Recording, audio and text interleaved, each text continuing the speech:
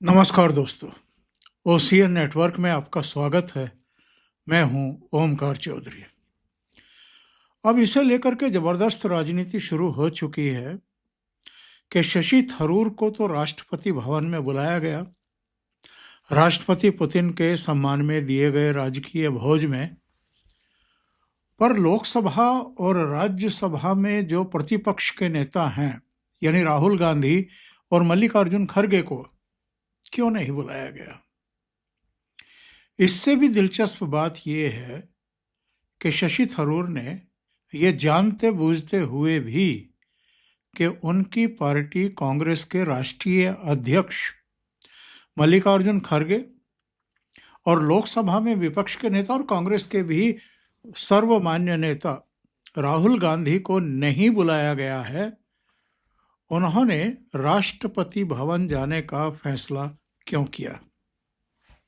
ये भी उन्होंने बात कही कि मैं तो जाऊंगा। हालांकि उन्होंने ये भी कहा कि उन दोनों को भी बुलाया जाना चाहिए था। ये प्रोटोकॉल भी है और अतीत में रवायत भी रही है। बहरहाल प्रोटोकॉल है या नहीं है, और अतीत में जब उनको बुलाया गया था तो वो कई प्रोग्राम्स में नदारत रहे थे, ये भी अब निकल करके सामने आ चुका है। और राहुल गांधी ने जो एक बयान दिया था जिसमें कहा था कि 2014 के बाद से ही मोदी सरकार ने कुछ नए मानदंड बना दिए हैं कि जिसको वो चाहते हैं उसको बुलाते हैं और जिसको नहीं चाहते हैं उसको नहीं बुलाते हैं। उनका इशारा इस तरफ था कि अटल बिहारी वाजपेयी जब प्रधानमंत्री थे तो भी विपक्ष को सम्मान दिया जाता था, और जब मनमोहन सिंह प्रधानमंत्री थे तो भी विपक्षी दलों के नेताओं को बुलाया जाता था जब विदेशी डिग्निटी आती थी।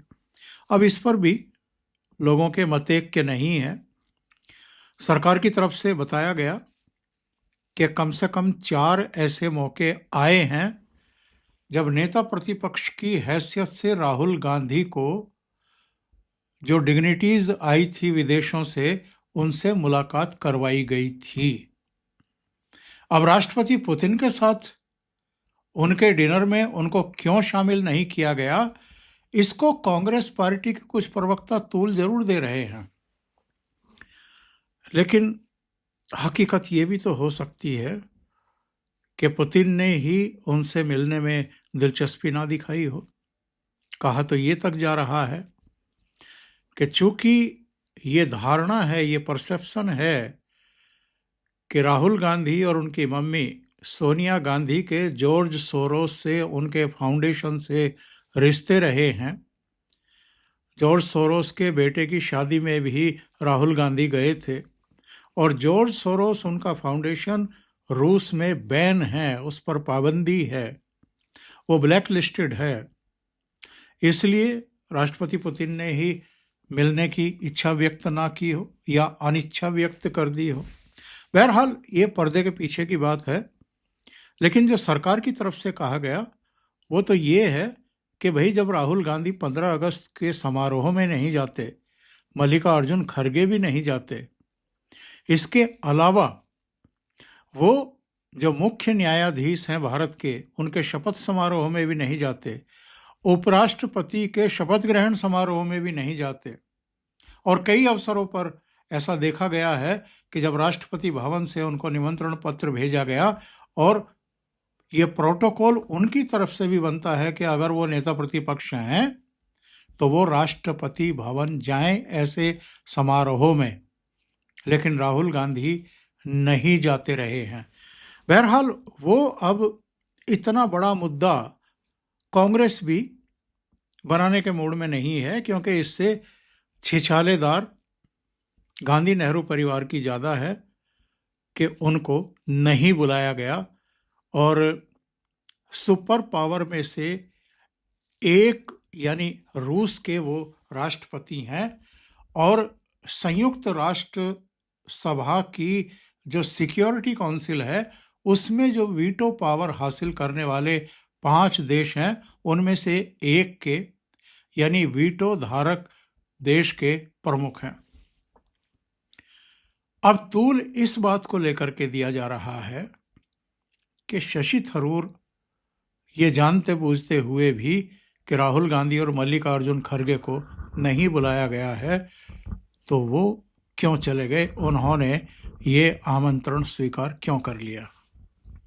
अब सरकार की तरफ से कहा जा रहा है कि संसद की जो स्टैंडिंग कमेटी है फॉरेन अफेयर्स की, चूंकि उसके शशि थरूर चेयरमैन है, तो इसलिए उनको निमंत्रण पत्र दिया गया।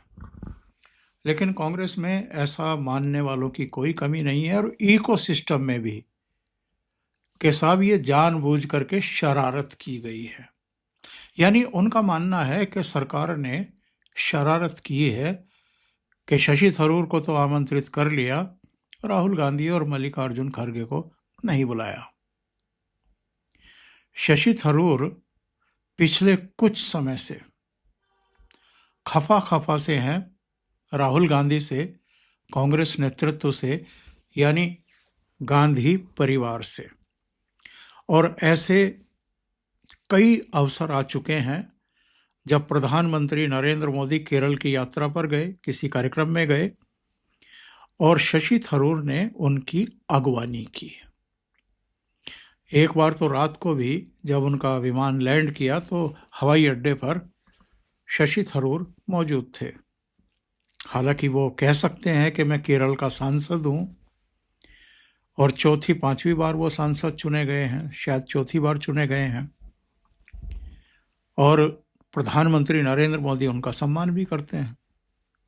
उन पर भरोसा ना करते, उनका सम्मान ना करते, तो संभवतः जो 7-8 प्रतिनिधिमंडल बनाकर के करीब 32-33 देशों में भेजे गए थे सांसदों के, पहलगाम जेनोसाइड के बाद जब पाकिस्तान को सबक सिखाया गया, तो उसके बाद भारत का पक्ष रखने के लिए करीब 32-33 देशों में जो प्रतिनिधिमंडल गए थे, उनमें एक प्रतिनिधिमंडल का चेयरमैन शशि थरूर को भी बनाया गया था, जो अमेरिका और कुछ दूसरे देशों में गए थे।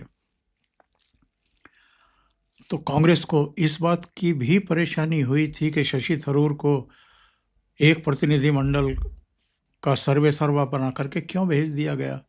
कांग्रेस की तरफ से जो नाम भेजे गए थे, उनमें से कम 2 नाम सरकार ने नहीं माने थे। एक कर्नाटक के थे, जिनके राज्यसभा सदस्य चुने जाने के बाद पाकिस्तान जिंदाबाद के नारे लग गए थे, और एक गौरव गोगोई थे असम के, जिनकी पत्नी पाकिस्तान के किसी संगठन में कार्यरत थी, और गौरव गोगोई पर असम के मुख्यमंत्री हिमंता बिस्वा शर्मा ये कहकर के अटैक भी करते रहे कि उनके वहाँ के संस्थाओं और आईएसआई से तार जुड़े हुए हैं, और वो गोपनीय तरीके से पाकिस्तान की यात्रा भी कर चुके हैं। उनको भी विदेश भेजे गए प्रतिनिधिमंडल का हिस्सा नहीं बनाया था मोदी सरकार ने। शशि थरूर को लेकर के ये बातें चलती रही हैं कि वो गांधी परिवार के साथ अपने रिश्तों को लेकर के सहज नहीं हैं, बल्कि नाराज हैं। 2019 से 2024 तक अधीर रंजन चौधरी को लोकसभा में संसदीय दल का नेता बनाया गया। दावेदारी शशि थरूर की भी थी। 2014 में भी शशि थरूर की दावेदारी थी, तब मल्लिकार्जुन खड़गे को बना दिया गया था। इसके अलावा शशि थरूर ने राहुल गांधी को एक चिट्ठी लिखी थी, जिसमें कहा था कि आप ये बताइए कि जो प्रमुख डिबेट होती हैं लोकसभा में, उसमें जिन सांसदों को बोलना होता है, उनमें उनकी उपेक्षा क्यों की जा रही है। और शशि थरूर ने ये तक लिख दिया था चिट्ठी में कि मुझे आप इसका जवाब दें, क्योंकि मेरे पास और भी विकल्प हैं, मेरे पास और भी कामकाज हैं, फिर मैं उनमें अपना ध्यान लगाऊंगा, मैं इन बेकार के पचड़ों में क्यों पड़ूंगा। तो इससे लग ये रहा है कि शशि थरूर इस समय सत्तारूढ़ यानी एनडीए सरकार जो है प्रधानमंत्री नरेंद्र मोदी के नेतृत्व वाली, उसके ज़्यादा करीब हैं, उसके ज़्यादा प्रिय हैं और कांग्रेस में वो सहज महसूस नहीं कर रहे हैं। तो लोगों ने ये पूछना शुरू कर दिया है कि क्या शशि थरूर अगला विकेट है जो कांग्रेस का गिरने वाला है। पर शशि थरूर अपनी तरफ से ये फैसला नहीं लेना चाहेंगे, क्योंकि वो जानते हैं कि अगर उन्होंने खुद फैसला किया कांग्रेस छोड़ने का, तो ऐसे में उनकी संसद सदस्यता चली जाएगी, लोकसभा सदस्यता चली जाएगी। तो वो इस चीज का इंतजार कर रहे हैं कि कांग्रेस उनके खिलाफ कोई एक्शन ले, लेकिन कांग्रेस भी नहीं लेगी। इसकी वजह है केरल में विधानसभा चुनाव होने हैं अप्रैल मई 2026 में। जिन 5 राज्यों में चुनाव होंगे अप्रैल मई में, उनमें केरल भी है, उनमें असम भी है, तमिलनाडु पुडुचेरी भी है और बंगाल भी है, पश्चिम बंगाल भी है। वो केरल से चुन करके आते हैं और कांग्रेस पार्टी नहीं चाहेगी, गांधी परिवार नहीं चाहेगा कि ऐसे समय शशि थरूर को छेड़ा जाए, उनको कोई सो कॉज नोटिस दिया जाए या उनको पार्टी से बाहर का रास्ता दिखाया जाए, क्योंकि इसका कांग्रेस की केरल में जो संभावनाएं हैं उन पर बहुत बुरा असर पड़ सकता है। और अगर कांग्रेस ने इस समय उनको फारिग कर दिया, यानी पार्टी से निष्कासित कर दिया, तो फिर भारतीय जनता पार्टी जो केरल में पैरों पर खड़े होने की लगातार कोशिश कर रही है, उसके लिए शशि थरूर एक और ऐसा चेहरा हो जाएंगे जिन पर वो वहां दांव लगा सकते हैं, जिनको आगे कर सकते हैं। दूसरे नेता भी हैं, लेकिन शशि थरूर को भी आगे कर सकते हैं।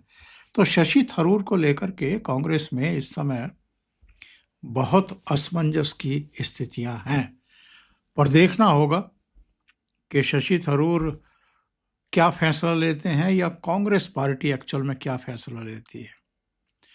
अभी के लिए इतना ही। बहुत बहुत धन्यवाद। अगर आपको ये चैनल और इसके कंटेंट पसंद आ रहे हैं तो लाइक करें, कमेंट करें, वीडियो को शेयर भी करें।